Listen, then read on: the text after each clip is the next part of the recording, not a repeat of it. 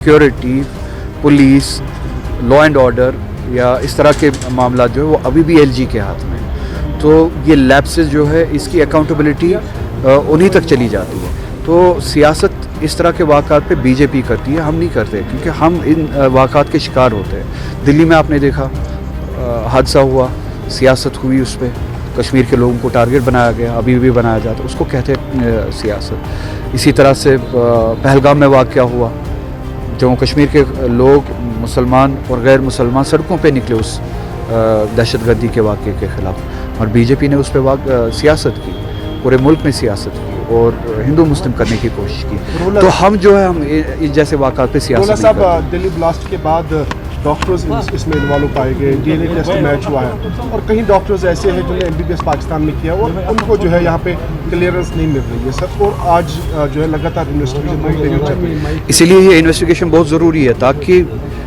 बेगुनाहों पे शक की नज़र ना पड़े या शक की नज़र से ना देखा जाए। जो कसूरवार है सिर्फ कसूरवार को ढूंढा जाए और कसूरवार को सज़ा दी जाए, जो बेगुनाह है उनको इस दायरे में ना लाया जाए।